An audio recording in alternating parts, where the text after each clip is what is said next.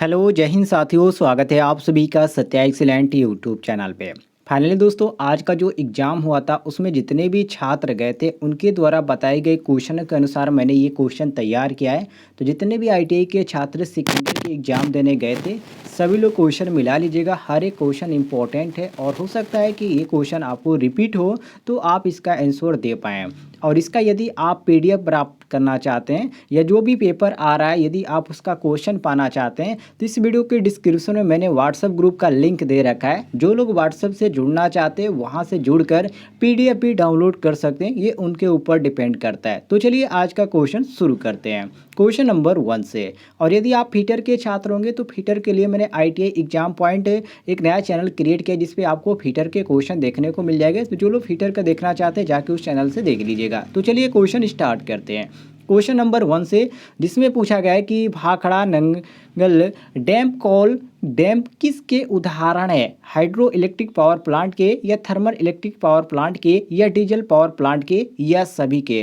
देखिए दोस्तों, भाखड़ा जो नंगल डैम कोल डैम है ये किसके अनुसार आता है? तो ये आपका आता है हाइड्रो इलेक्ट्रिक पावर प्लांट के अंतर्गत। तो ये आपका जो सही हो जाता है option number A correct answer हो जाते हैं। आज का जो क्वेश्चन था थोड़ा सा अलग था, जिसमें अगला क्वेश्चन यहाँ पर पूछा गया है कि किस प्लांट से ऊष्मीय ऊर्जा का प्रयोग करके विद्युत उत्पादन किया जाता है? ये भी आपका मोस्ट इंपॉर्टेंट क्वेश्चन था। अब इसमें देखिए, इसमें आपको बहुत सारे ऑप्शन देखने को मिल जाते हैं जो कि कन्फ्यूजन टाइप के ऑप्शन है। पहला ऑप्शन है diesel power plant, B option है थर्मल पावर प्लांट और यहाँ पर दिया गया हाइड्रो इलेक्ट्रिक पावर प्लांट और न्यूक्लियर पावर प्लांट। तो इसमें आपका जो सही हो जाता है option number B thermal power plant. तो हम बी ऑप्शन क्वेश्चन के अनुसार करेक्ट आंसर मारेंगे। आइए अगले क्वेश्चन पे आते हैं, क्वेश्चन नंबर 3 पे, जिसमें क्वेश्चन में पूछा गया है कि किस प्रकार के पावर प्लांट में ईंधन के रूप में यूरेनियम का प्रयोग किया जाता है? डीजल पावर प्लांट या थर्मल पावर प्लांट या न्यूक्लियर पावर प्लांट या हाइड्रो इलेक्ट्रिक पावर प्लांट? तो देखिए दोस्तों, इसमें आपका जो सही हो जाता है ऑप्शन नंबर सी करेक्ट हो जाता है, nuclear power plant. C option हम करेक्ट आंसर मारेंगे क्वेश्चन के अनुसार। आइए अगले क्वेश्चन पे आते हैं, जिसमें क्वेश्चन पूछा गया था कि भाखड़ा डैम से दिल्ली ग्रेड स्टेशन तक कितने गेट तक की लाइनें जोड़ी गई हैं? ये भी आपका मोस्ट इंपॉर्टेंट है। इसमें जो आपका सही हो जाता है ऑप्शन नंबर बी 220 केवी तक, ठीक है, जो कि यहाँ पर बी ऑप्शन दिया गया है। तो हम क्वेश्चन के अनुसार बी ऑप्शन करेक्ट आंसर मारेंगे, सभी लोग मिला लीजिएगा। आइए अगले क्वेश्चन पे आते हैं, क्वेश्चन नंबर 5 पे, जिसमें क्वेश्चन में पूछा गया था कि किस प्रणाली में मुख्य सब स्टेशन को अलग अलग छोटे सब स्टेशन से जोड़ा जाता है? रिंग प्रणाली में या ग्रिड प्रणाली में या रेडियल प्रणाली में या कोई नहीं? तो इसमें दोस्तों सही हो जाता है ऑप्शन नंबर सी, जिसको बोलते हैं रेडियल प्रणाली। तो हम सी ऑप्शन करेक्ट आंसर मारेंगे। आगे बढ़ते हैं क्वेश्चन नंबर 6 पे, जिसमें क्वेश्चन में पूछा गया कि किस प्रणाली से प्रत्येक वितरण स्टेशन को दो तरफ से सप्लाई प्रदान की जाती है? रिंग प्रणाली या ग्रिड प्रणाली या रेडियल प्रणाली या बी व सी दोनों? तो इसमें आपका जो सही हो जाता है ऑप्शन नंबर ए करेक्ट हो जाता है, रिंग प्रणाली। ये ऑप्शन हम करेक्ट आंसर मारेंगे। आगे बढ़ते हैं अगले क्वेश्चन पे, जिसमें क्वेश्चन पूछा गया कि इंटर कनेक्टिंग विधि किस प्रणाली को कहा जाता है? रिंग प्रणाली या ग्रिड प्रणाली या रेडियल प्रणाली या नीचे आपको और भी ऑप्शन देखने को मिल जाता है, कोई नहीं। तो इसमें आपका जो सही हो जाता है दोस्तों ऑप्शन नंबर बी सही हो जाता है, जिसको ग्रिड प्रणाली के अंतर्गत जाना जाता है। बी ऑप्शन हम करेक्ट आंसर मारेंगे। आगे बढ़ते हैं अगले क्वेश्चन पे, जिसमें क्वेश्चन पूछा गया है कि किस सब स्टेशनों में 11 केवी सप्लाई को 440 केवी में परिवर्तित किया जाता है?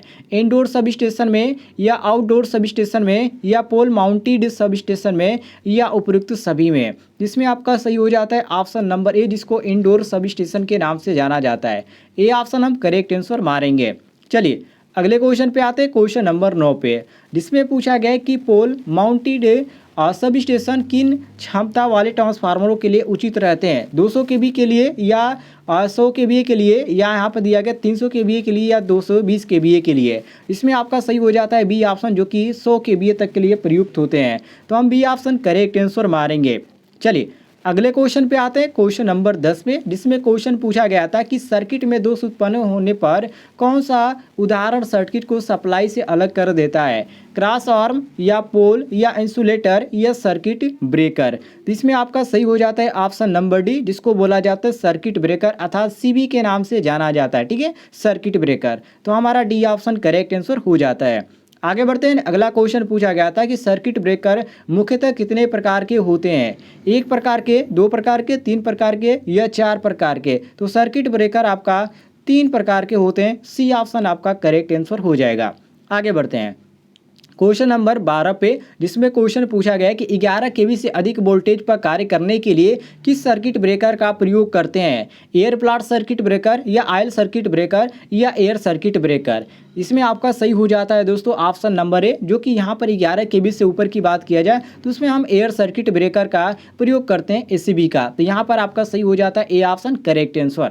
अगले क्वेश्चन पे हम आते हैं, क्वेश्चन नंबर 13 पे, जिसमें क्वेश्चन पूछा गया कि क्रॉस आर्म पर फिट किए जाने वाले उदाहरण को क्या कहते हैं, इंसुलेटर बोलते हैं या पोल बोलते हैं या सर्किट ब्रेकर बोलते हैं या टावर बोलते हैं। तो क्रॉस आर्म पर जो फिट किए जाने वाले उपकरण को हम क्या बोलते हैं दोस्तों, तो इसको बोला जाता है इंसुलेटर, जो कि ऑप्शन में आपका ए दिया गया है। तो हम क्वेश्चन के अनुसार ए ऑप्शन करेक्ट आंसर मारेंगे।